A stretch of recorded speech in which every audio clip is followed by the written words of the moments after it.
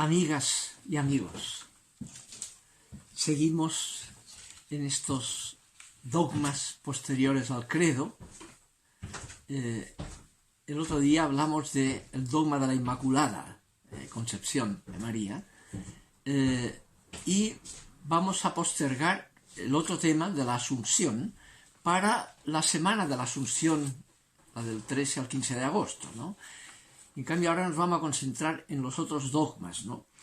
El de hoy, en primer lugar, es el de la presencia real de Cristo en la Eucaristía. Un tema importante, sobre todo a partir de la Reforma Protestante, luterana, y lo que significó el Concilio de Trento. Veamos esa temática.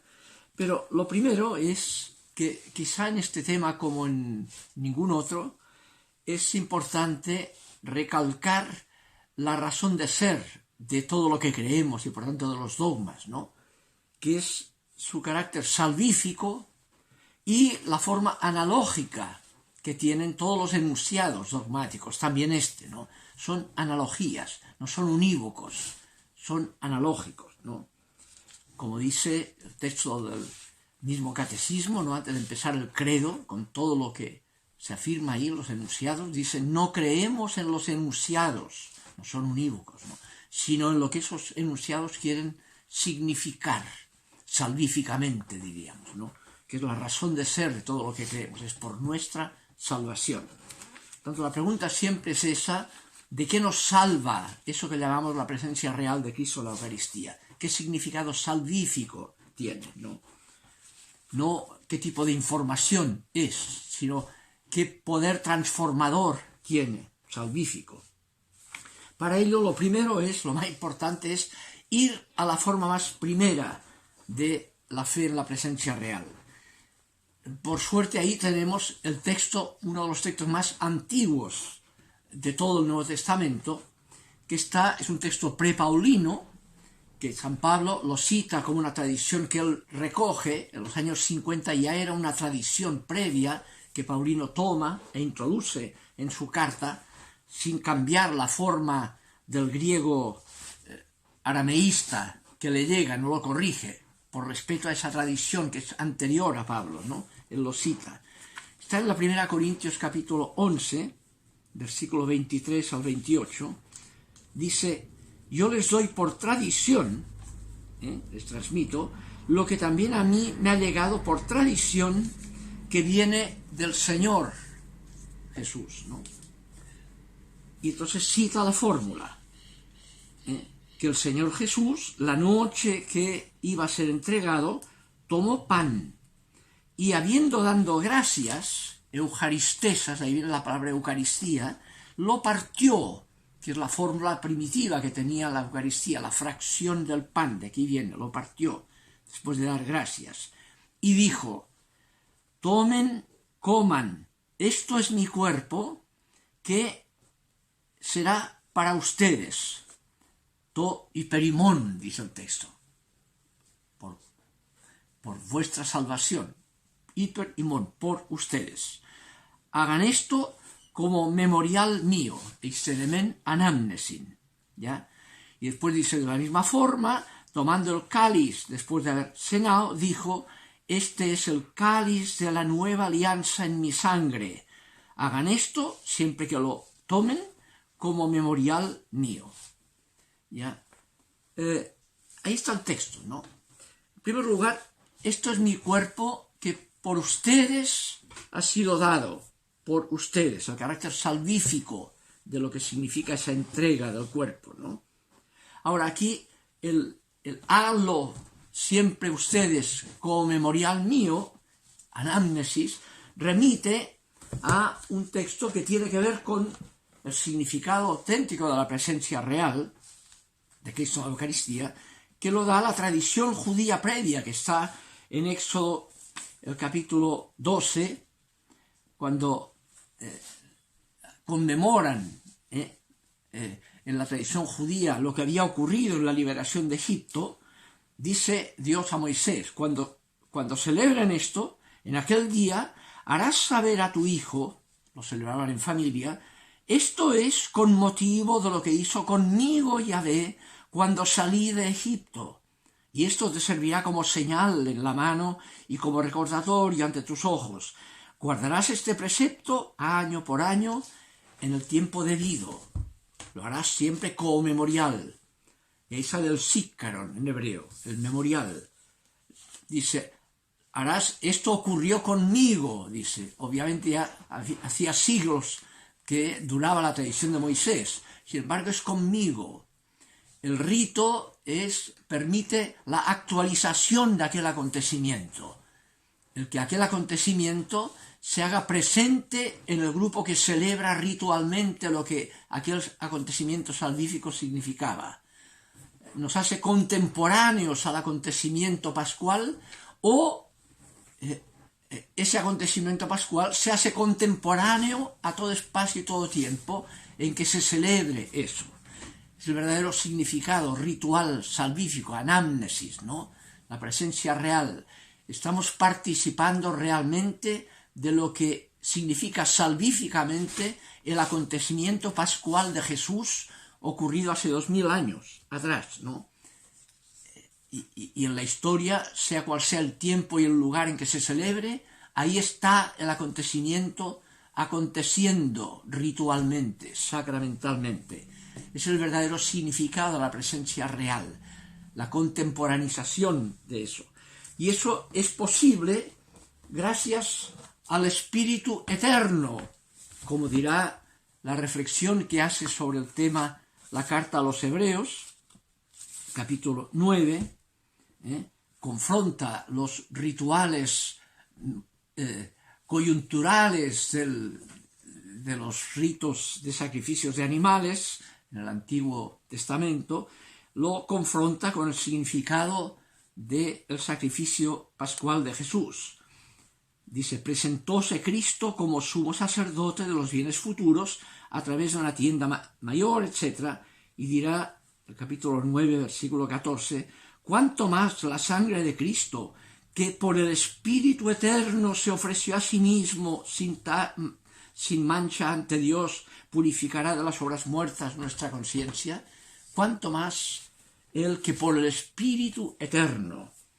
Es el Espíritu Eterno que hace posible que ese acontecimiento pueda ser contemporáneo en la fe a todas las celebraciones del acontecimiento. Es anamnesis, memorial, no es memoria, no es recuerdo, es contemporanización, es presencia real, ritual, sacramental, obviamente, ¿ya? Es el significado original que hace que entonces pueda ese acontecimiento pascual pasado en la historia ser salvífico en todo espacio, en todo tiempo, sea por nosotros o por vosotros. El hiper imón ha sido entregado por ustedes, ¿ya? Ese es el tema fuerte que hay aquí, ¿no? Obviamente Jesucristo es el Jesús de Nazaret, que con la resurrección, el yo de Jesús de Nazaret trasciende todo espacio y todo tiempo, ¿no? Ya no es el cuerpo físico condicionado por las hormonas físicas propias del espacio-tiempo que se deterioran, ¿no? Hasta que lo mataron, ¿ya? Sino que es el cuerpo resucitado, el yo de Jesús resucitado, que ya no ocupa espacio-tiempo. Por eso puede estar presente en todo espacio y en todo tiempo. Como dirá el texto famoso de Pablo sobre el cómo, ¿no? Cuando un corintio le pregunta, ¿y cómo será mi resurrección? 1 Corintios 15, ¿no? Y Pablo primero le dice necio, por preguntar sobre el cómo, Ya, todo es analogía, no es unívoco, es análogo. Del cómo nadie sabe nada, es el qué, el credo, ¿ya? La presencia real es qué, no es cómo. Y entonces Pablo le dirá necio, y entonces hace aquella analogía que termina el capítulo 15 diciendo, sembramos un cuerpo psicofísico, y resucita un cuerpo espiritual, un soma neumaticón, un cuerpo penetrado por el Espíritu Eterno, que hace posible la trascendencia de esa realidad, de ese cuerpo, que trascienda todo espacio y todo tiempo, sin dejar de estar en todo espacio y en todo tiempo. Es la presencia real del Cristo resucitado que trasciende todo espacio y todo tiempo, siendo el mismo yo de Jesús, el Verbo encarnado, ¿ya? Presente en todo espacio y todo tiempo, pero como soma neumaticón, como cuerpo espiritual, como cuerpo o como el Jesús resucitado, que es la presencia real eucarística, es el Jesús resucitado que se hace presente en toda anámnesis. Ese era el tema. Fíjense que la tradición sinóptica de Lucas y Mateo, pero sobre todo Lucas, ubica la instauración de la fórmula eucarística prepaulina, que cita 1 Corintios 11, ¿no? La ubica en la narración de la última cena. ¿Ya? Ahí lo ubica. Juan, en cambio, también ubica la última cena, el capítulo 13 de Juan, pero no narra la instauración eucarística, sino que va a su significado de fondo, el significado de fondo de la presencia real, de que esto es mi cuerpo por ustedes, hiperimón, y cuál es ese por ustedes transformador, no informativo, transformador. Y Juan lo pone, dice que una vez en la cena se levantó de la mesa, se puso un paño de esclavo y se inclinó a lavar los pies de los discípulos. ¿Ya? Y ahí pone, entonces dará el verdadero significado. Que si no eres capaz de captar eso, le dice a Pedro, no puedes ser mi discípulo. Yo no he venido a ser servido, sino a servir y dar la vida por todos, ¿no? Es el verdadero significado eucarístico, transformador, del poder al servicio.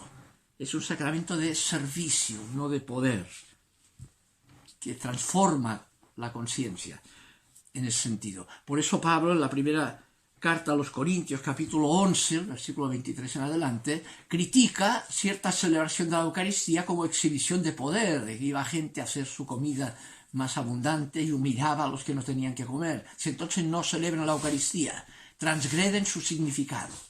Ya, la Eucaristía no sirve para exhibir poder, sirve para motivar o transformar la conciencia en la línea del servicio. Si no hay eso, es falsa la Eucaristía, es falsa la presencia real de Cristo en la Eucaristía, por mucho que la ritualicen instituciones de poder clerical, ¿ya? Fíjense que en esa misma línea, Juan, en cambio, así como el capítulo 13, lo concentra el significado de servicio, ¿ya? Y no narra la instauración de la última cena. En cambio, en el capítulo 6, que es el capítulo sobre la Eucaristía, ¿no? Que es bien notable porque es el único capítulo que recoge un milagro que está en los sinópticos, de la multiplicación de panes y peces. El único milagro que hay en Juan que está en los sinópticos es este, pero con el carácter de signo que le da Juan siempre al milagro. Jesús no hizo milagro, hizo signo, semella. ¿Y cuál es el significado de esa multiplicación de panes y peces? ¿Qué significa? No es una exhibición de poder, significa otra cosa. ¿Y qué significa? Y lo lleva al significado eucarístico, el capítulo 6, ¿no? Y dirá frases como, mi cuerpo, dice, sus padres comieron el maná en el desierto y murieron igual, y era el maná. Busca el verdadero pan. Yo soy el pan de vida. Quien come mi carne y bebe mi sangre está en mí y yo en él. Tiene vida eterna. Y entonces afirma ahí lo mismo, ¿no? El tema de la presencia real, ¿ya?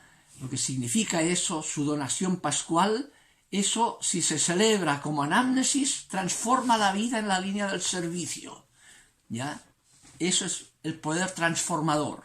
Y si no hay eso, no sirve de nada la Eucaristía, no sirve de nada las informaciones que podamos pretender tener sobre qué es o cómo es, sobre el cómo, ¿ya? Y fíjense que en el capítulo 6 de Juan, el versículo 63, ¿ya? Cuando la gente, al meterse en el cómo, entran en duda, y dicen, esto es canibalismo, creen que tienen que comer el cuerpo así, y Jesús entonces le dice, ¿ustedes tampoco creen? Es cuando Pedro le dice, mira, no entiende nada, y dice, pero tú solo tienes palabras de vida eterna, nos quedamos, ¿no? Y ahí da la clave hermenéutica, no se metan en el cómo. ¿Y qué dice? Dice, el espíritu es el que da la vida, la carne no sirve de nada, no sean pajarones, diríamos en Chile, ¿no? No se metan en el cómo, no es unívoco, es una analogía. La carne no sirve de nada, la interpretación carnal no sirve de nada, genera peleas y no sirve de nada. Lo que yo les he dicho es espíritu y es vida, y así hay que entenderlo. Es la clave hermenéutica de la presencia real de Cristo en la Eucaristía. Juan 6:63, ahí está. Fíjense que hay tradiciones de la consagración eucarística, anáforas que llamamos, en que el tema fundamental siempre en esas tradiciones es lo que llaman la epiclesis, la invocación del Espíritu Eterno, que se pone con las manos sobre el pan y el vino, ¿no? Para consagrar. Se invoca al Espíritu Eterno que le dará la transformación del misterio de la fe, que es la Eucaristía, ¿no?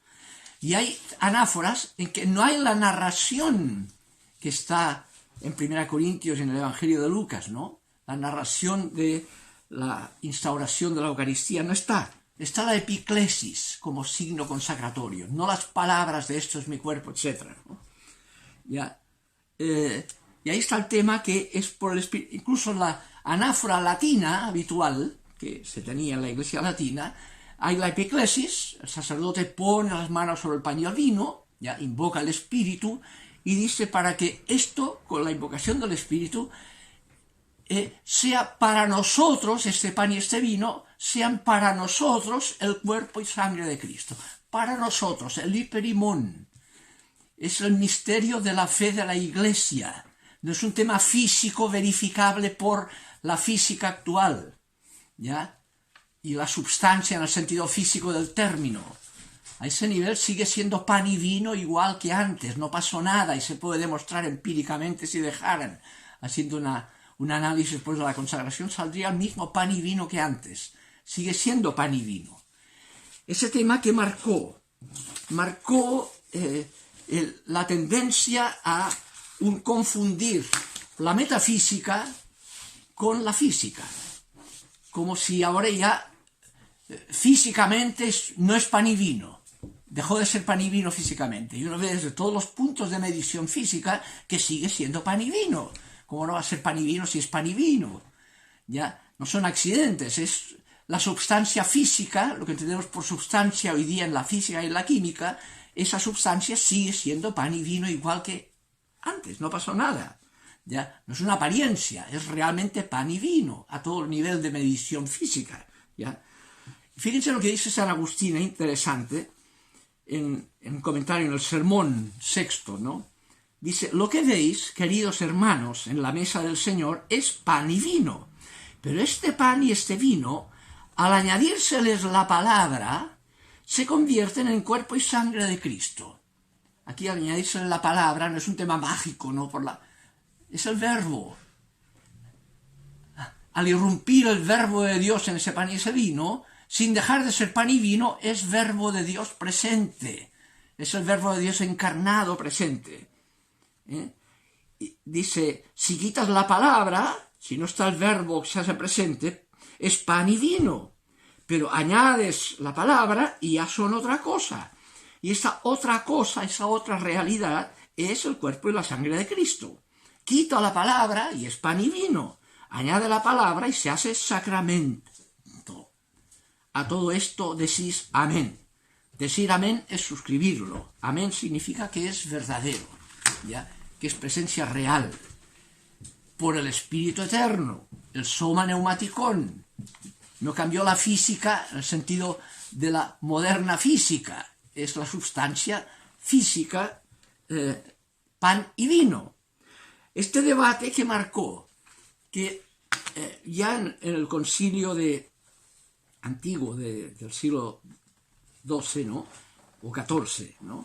Que es el siglo XIII, el concilio de Letrán, el cuarto concilio de Letrán, dice así, su cuerpo y sangre están verdaderamente contenidos en el sacramento del altar bajo las formas de pan y vino, habiendo sido transubstanciados el pan y el vino por el poder de Dios en su cuerpo y en su sangre.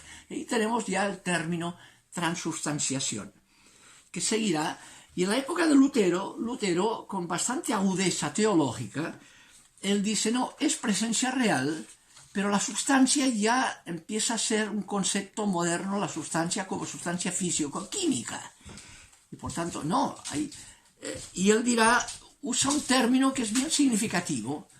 Habla de consubstanciación. Es substancia del verbo de Dios, como dice Agustín, sin dejar de ser substancia de pan y vino. Es consubstanciación. Fíjense que en eso hay una analogía más perfecta con el concepto cristológico de encarnación del verbo en el hombre Jesús de Nazaret, que sin dejar de ser hombre al 100%, ser humano al 100%, es Dios al 100%. Es doble naturaleza en la persona del verbo. No es la naturaleza divina que pasa a llevar la naturaleza humana. Por tanto, la substancia, el cuerpo y sangre de Cristo no pasa a llevar el realismo del pan y vino. Como el verbo de Dios no pasa a llevar, de naturaleza divina, no pasa a llevar la real naturaleza humana del Jesús de la historia.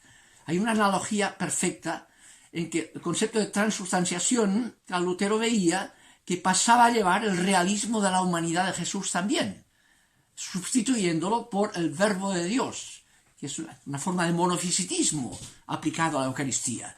Ahí hay una sola substancia. Si hay substancia de pan y vino, y es evidente empíricamente que hay substancia de pan y vino, pues es pan y vino, y sin dejar de ser pan y vino al 100%, y se puede demostrar, es al 100% y realmente el cuerpo y sangre de Cristo, por el Espíritu Eterno transformador. El cómo entramos en peleas, que el tema de la transubstanciación ha sido el culpable de peleas, en el fondo tontas, pero dramáticas, ¿no? Por meterse en el cómo. Del cómo nadie sabe nada. Y no podemos, como criticaba Lutero, emplear una forma filosófica y lemórfica aristotélica como el contenido del dogma. El contenido del dogma no es la filosofía de Aristóteles, es un misterio de la fe, del cómo nadie sabe nada, es el que vale.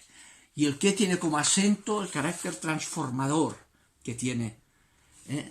Y ese es el significado profundo que podría, con el tema de la consubstanciación de Lutero, tener un elemento de diálogo ecuménico bien importante, ¿ya?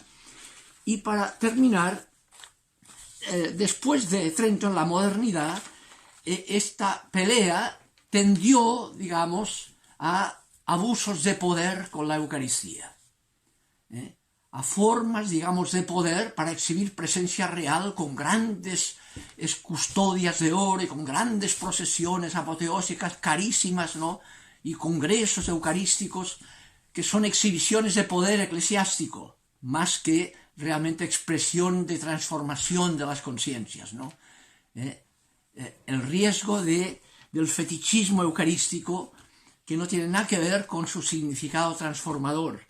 En esa línea, y termino, hay un autor del siglo XIX que ha canonizado este Papa, Carlos de Foucault, que marcó una tremenda espiritualidad vinculada a la presencia real de Cristo en la Eucaristía. Por eso aceptó ser ordenado sacerdote para poder aportar la consagración eucarística en pleno desierto de los tuaregs al norte del África, ¿no? Y ahí eso dio una tradición de una presencia real eucarística profundamente transformadora, no exhibición de poder, sino profunda espiritualidad transformadora del corazón en la línea de la solidaridad con los más necesitados, ¿no? En la línea del mismo capítulo 13 de Juan, cuando sin narrar la Eucaristía da su significado en el lavatorio de los pies. Ahí está el significado profundo de la Eucaristía, ¿ya? Bien, ojalá sirva, hay que rumiar, este es un tema importante. La dogmatización de la transubstanciación tiene el riesgo de dogmatizar una filosofía y de meterse en el cómo, de lo cual nadie sabe nada, cuando el tema eucarístico tenemos una base muy importante en el capítulo 6 de Juan, ¿ya? No es un tema carnal, la carne no sirve de nada, tiene que ver con el espíritu de verdad, la vida y el espíritu. Bien, el próximo día seguiremos con otro tema, que es el del purgatorio. También ha dado problemas, digamos, ecuménicos con el tema de Lutero. vamos a hablar de eso el próximo día. Que estén bien.